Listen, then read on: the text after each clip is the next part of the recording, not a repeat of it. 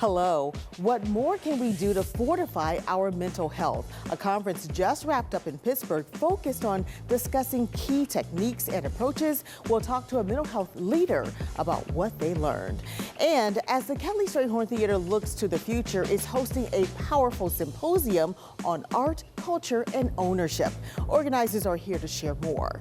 Plus, marking 145 years of serving at-risk young people in Pittsburgh. The leader of Three Rivers Youth is here to tell us all about this year's Nellie Leadership Awards Gala. So pull up a chair and meet us at the corner. Intersection starts right now.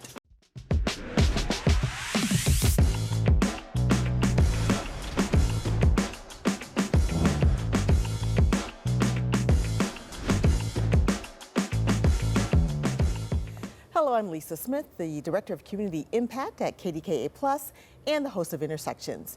Recently, mental health professionals kicked off this Mental Health Awareness Month with a day-long training conference. It was focused on helping social workers, counselors, and others learn new approaches and increase their skills. It was presented by the Community Care Behavioral Health Organization, and joining us today is Dr. Matt Herford. He is the Vice President of Behavioral Health for UPMC Insurance Services. Thanks so much for being with us. Thanks for having me, Lisa. Yeah, so tell us a little bit about why it is important for mental health professionals to really kind of learn more about new techniques and new approaches, like, as this conference did. Sure. Well, this conference was a great opportunity for us to kick off May, which is Mental Health Awareness Month nationally.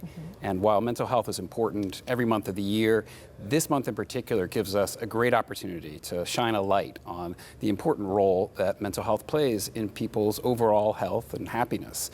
And mental health professionals, like all other healthcare providers, need to be constantly updating their skill set to address the evolving needs that people have as they navigate through life's challenges and experience different challenges with mental health disorders. So this conference really was focused on bringing the latest and greatest interventions and techniques to help folks be able to treat their patients better. Yeah. One area that I noticed on the agenda was involving trauma-informed care, which I've heard a lot more about recently, I would say. What exactly is trauma-informed care for people who are watching, and how does it help professionals to know more about their patients? Sure. Well, trauma-informed care is really an approach to healthcare that takes into consideration the ways in which trauma and traumatic experiences may have impacted somebody's life experience, and it helps to make treatments that are delivered even more impactful. So as a psychiatrist, I'm trained in lots of different ways to treat mental health conditions, medications, therapies, group therapies, et cetera. But trauma-informed care helps mental health practitioners like me be able to deliver that in a way that can be more beneficial. And it really is based on a couple of important concepts. Safety is number one, creating a safe environment for somebody, particularly if they've gone through a traumatic experience. Establishing trust, transparency, really partnering with the person in their treatment and empowering them to be a part of the solutions so that they don't feel like treatment is something that's being done to them. They feel like it's something that they are an active participant in. And importantly, trauma-informed care tries to really gets away from asking, what's wrong with you? And asks the question, what happened to you? Yeah. So a lot of times when you do talk about trauma, my guess is sometimes the patient is not really aware that they've experienced trauma. Yeah. So how do you get to that point of actually trying to help them through trauma that they may not even realize that they've experienced? Well, you're exactly right. And that's why trauma-informed care really emphasizes this idea of meeting people where they are. Some people who've gone through something traumatic, whether it's a combat experience, a life and death event, or a serious assault, they'll tell you that experience is with them every day. And for them, you can have a much more upfront, explicit conversation about how does that impact you? What does that mean for your relationships or your ability to enjoy your life? But for other people, that experience can be really much more hidden. And so oftentimes, as mental health practitioners, we focus on the ways that it might be impacting their lives. Have you noticed there's been changes in your sleep? But what happens to you when you go into similar situations like that? Are movies or experiences that remind you of that experience that you had hard for you? And oftentimes they'll say, yeah, I do notice that. I can't watch a movie about war, or I get very nervous if I'm around a tight space, or if a fire alarm goes off. So you can oftentimes meet people where whatever they're experiencing, and then use that as a sort of entry point to start talking about their trauma. Yeah, basically helping them figure out their triggers. You got it. Yeah. The other thing that we're hearing more about right now is mindfulness and yoga, especially when it deals with young people, kids. So why is that something that more professionals are leaning in on? Well, in our field, in mental health treatment, we love treatments and interventions that are safe, that are effective, that don't cost a lot of money, have no side effects, and aren't addictive. And the kinds of things that you just mentioned, mindfulness, yoga, I'd add other forms of exercise, getting good sleep, watching your diet, things like that. All of those things have been shown to be really effective ways at helping to manage stress, anxiety, and depression. And so the same is true for adults and for younger people. I think social media is actually helping spread the word about some of this. There's a lot of concerns around the use of technology and social media, and it can have a lot of negative impacts on particularly young people's social and emotional health. But there are lots of ways that it can be useful. And so what we're seeing and trying to help promote through this conference that we had and other opportunities is really to share those types of very empowering and relatively easy to do interventions like yoga and meditation. Yeah, we're almost out of time. We have about 1 minute, but I do want to get real quickly into gambling disorder because that's a growing area, right? Yes. It is. Gambling, what we call pathological gambling, or gambling addiction as it sometimes is called, can impact somewhere between 1% and 2% of Americans. But we also know that for adolescents, teenagers and young adults, it can be 4 to 5 times that common. And it's very hard to watch any sporting event these days and not see an advertisement for an online sports book or other kind of online gambling. Yeah. So we're now suddenly in this place where people have a 24/7 casino in their pocket. So lots of education to be done. The good news is that there's treatment for pathological gambling. So if you or a loved one are concerned about that, you can reach out and get help. All right. Well, thank you so much, Dr. Herford, for coming in. We appreciate it. Thanks for having me. All right.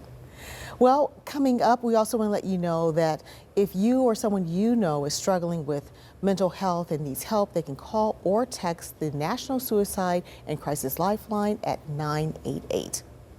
And coming up, a symposium focused on what it looks like to own our future. Intersections. We'll be right back.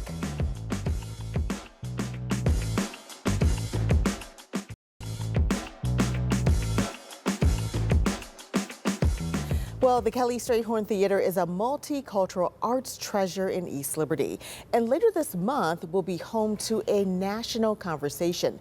It's a 4-day event called Owning Our Future, a symposium on BIPOC institutional ownership. Here to share more about the event are Joseph Hall. He is the co-executive director of the Kelly Strayhorn Theater. Sarah Gilmer is the theater's programming manager. And Kalolo Luckett is the founding executive director and chief curator of Alma Lewis. Thank you, everyone, for being with us today. Thank you for having us. Absolutely. So, Joseph, let's start with you. First of all, tell us a little bit about owning our future. How did that idea, that concept come about? Well, it first came about when we were undergoing a new strategic plan in 2021 with the fabulous cultural strategist Lisa Yancey, who's a part of the symposium. So our vision is owning our future, thriving where we live. And that's exactly what the symposium is about. It is about, first and foremost, BIPOC, Black, Indigenous, People of Color institutions, the institutions that we build, owning land, owning brick and mortar, and owning culture that we create. So the idea of actually making this a national conversation, a symposium, how did that come about? Well, during our research for the symposium, we discovered that this is not an isolated situation where we are speaking about ownership of land, ownership of a building. In fact, we saw that this conversation is happening around the world. We saw studies and reports from New Zealand to the UK talking about the importance of artists, cultural bearers, owning space. And so when we look around the national field, we see many of our colleagues in similar situations where they may be renting space that at any time, something could happen where they have to move. And so we wanted to have a discussion that was much larger than Kelly Strayhorn, much larger than Pittsburgh, but host this in Pittsburgh because we really believe that Pittsburgh can lead in the new models in the 21st century for culture. Right. I think it's probably important to note that Kelly Strayhorn Theater building right now is in that transitional space. Can you talk a little bit about that? Yeah, that's right. So we have rented Kelly Strayhorn Theater for the past 25 years. Our lease expires in 2029. So what may seem like a challenge, because so many of us hold so many memories, so many sentiments, and East Liberty has undergone so many transitions, which in reality has displaced a lot of Black residents. What we know is that this is actually an opportunity for us to set the vision. We can think about and dream and create and implement what our future looks like. That is what the symposium is about, and that is how we are handling this transition in 2029. So why is it important to own these spaces, especially when it comes to art and culture versus renting, as a lot of people do? Well, briefly, if we don't own it, someone else does. And I always say, no one will save us. We have to save ourselves. So ownership really permits a certain type of permanence or control that we can have over our own spaces and the way that we would like to facilitate those for our communities. So Sarah, you are very instrumental in kind of pulling a lot of these pieces together for this symposium. It's 4 days, that's a lot of content. Yes. So tell us a little bit about, a few of the panel discussions and the keynote speakers that are going to be here. Yes, so the full scope of the symposium is, as you said, Lisa, 4 days. So we start on Thursday, May 15th, go through Sunday, May 18th. There are 4 keynote speakers, 2 nights of performances at KST, 3 panel discussions over the full weekend, plus a neighborhood tour of East Liberty with Terry Baltimore, and we'll have programming until 11 p.m. So there really is a lot going on. Just to spotlight a few things, as Joseph mentioned, we kick things off with Lisa Yancey, who will be giving the keynote Thursday morning, talking about a cultural plan for Pittsburgh. So if you're interested in that, you need to be there, you know what I mean, to contribute. And to really glean together and dream together. We'll continue the keynote addresses Friday night. Shyla Spicer of the Native Arts and Cultures Foundation will be bringing that keynote. Saturday morning, we have Javier Torres Campos, a philanthropic leader. Sunday, we'll close things with Andy Shalal, the CEO of Busboys and Poets, based in the DMV, DC, Maryland area. The 3 panels, we're bringing in 15 plus folks from out of the country or out of the state to speak about 3 kind of components of what it means to own and operate your own arts and culture space. So we're talking about transformative operations within the institution. There will be 3 folks on that panel that's moderated by Veronica Corpus. The second panel is on radical financial innovation. That's actually the largest panel. There are 6 folks coming from that. That's facilitated by Camille Bailey of the Greenwood Plan. And then Sunday, we have the panel that's moderated by Kololo Luckett, who is here today, on the built environment and architecture. What do these new cultural spaces we're dreaming about actually look and feel like, physically, architecturally, and how do they serve the changing needs of our communities?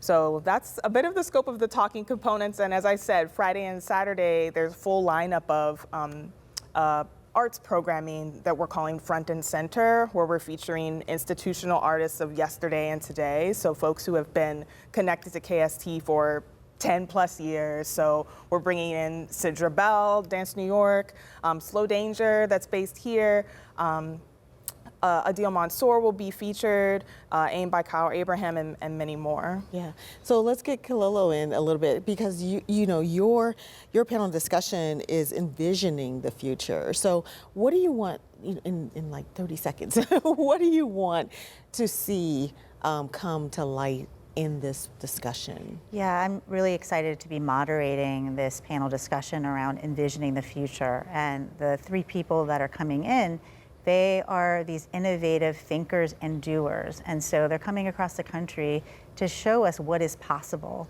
when we dream and imagine together. And that cultural currency drives economies. Yeah, well, it sounds like a really amazing symposium. We want to put up some information where people can see those dates and the location, and also they can go online to learn more, correct? That's right. Yeah, certainly. The whole schedule is laid out. Okay. All right, kellystrayhorn.org. Thank you all so much for being with us. We appreciate it, and much success on the symposium. Thank you. Thank All right. you very much. And coming up, celebrating 145 years for a Pittsburgh organization, Derby Style Intersections. We'll be right back.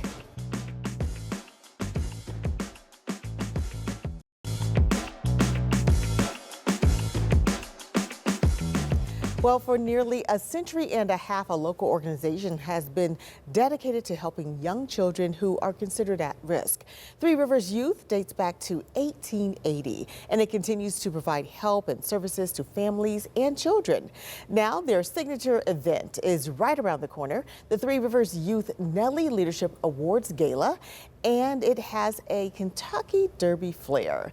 Joining us to share more is Peggy Harris. She is the president and CEO of Three Rivers Youth, along with LaWanna Fuller, secretary of Three Rivers Youth Board, and Aaron Mickens, the vice president of operations and performance management. Thank you all so much for being with us today. Thank you for having us. Yeah, so Peggy, kind of take us all the way back to 1880. Okay, so I will start by saying I was not there. I know you were not there, none of us But were. I will say that I am well aware of the plight of what children of color endured back in 1880, where they were not welcome into the orphanages that persisted in Allegheny County. And through the efforts of really good people in this community, they saw this little 4-year-old orphan wandering around in the city of Allegheny, which is now the north side, 4 years old, didn't know that her mother had died.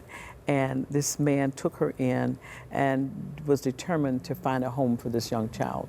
And with the benevolence of women of the YWCA and other just good people, they found a home for her, and they developed the Home for Colored Children, which existed in 3 different sites before we landed on Terman Avenue.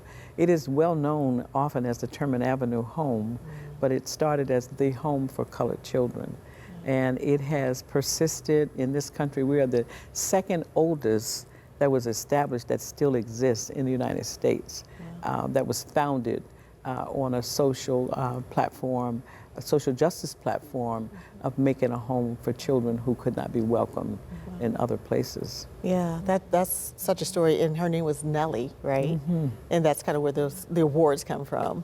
Yes, absolutely. Yeah. That's where we named it. So how has that original start evolved into what Three Rivers Youth is today? So it indeed, for a long time, we did serve children in an orphanage setting, but as things changed and evidence-based programs emerged, we were along with that thinking that we should be more community-based. And so in the 1970s, we launched and created a whole development of homes throughout Pittsburgh that served primarily teenagers at that time.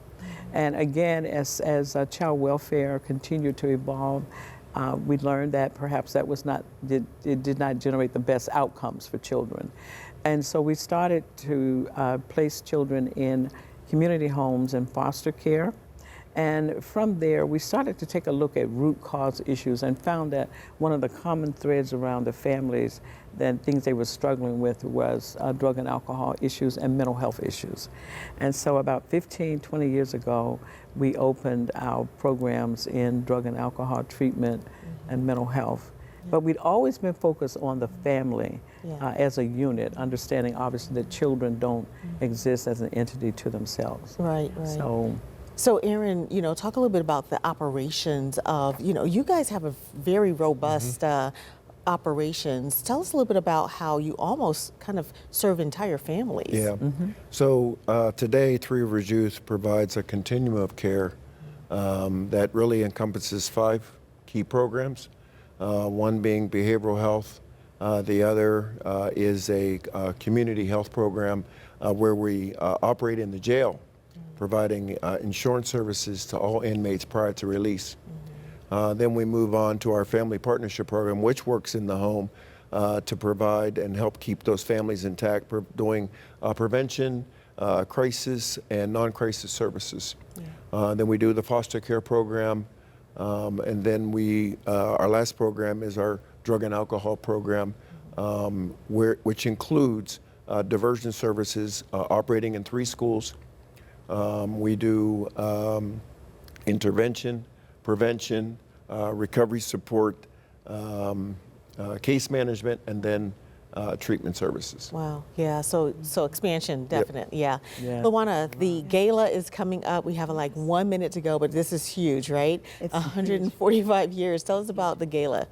The gala is Kentucky Derby themed, and we've been doing it probably now for almost 5 years. The first year we did it, we were excited, and then the response was just incredible. So we said, we're going to do it again. And we've been doing it every year, and all of our attendees have a wonderful time. And of course, we know the purpose by which we do it. So it'll be next Friday, May 9th at the Wyndham, Wyndham Grand. And tickets are available. You can go to our website, or for those of you that know any of us, reach out personally. But we're wanting to see everyone there. And you have mint juleps, you have socialization, and then you have a wonderful dinner, and then you can race the horses. Yeah. So it's a lot of fun. And there's some awards given out. There are awards given out, absolutely. Say who's going to get awards, but there are awards. There are awards given out, and we honor those who have made an impact in the community. So for everything that Peggy has shared, that Aaron has shared, we know that there are professionals in the community that give back and make an impact. So we want to honor them. And that's what we're going to do. And we look forward to that. So 2 of them are Sabrina Saunders and Brenda Tate. But in addition, every 5 years, we induct into what we call a Hall of Fame. And that reaches back to 5 years of past chairs and other honorees. So this year we will induct, Judge Woodruff will actually do the induction for us. So we're very happy about that. And it will include Dr. Sharon McDaniel, Dr. Latifka Davis-Jones. It will, past chairs, Shatan Turner, Marcia Martin, Kathy Elliott from Gwen's Girls, and several other leaders who we have previously honored that will be back to be draped with their medals this year. Well, we're out of time, so people have to go to find out more. So thank you all so much for coming. You. I really appreciate it. All right. And I'll have my last word when we come back. That's all our time. Thanks for watching. We'll see you next time on Intersections.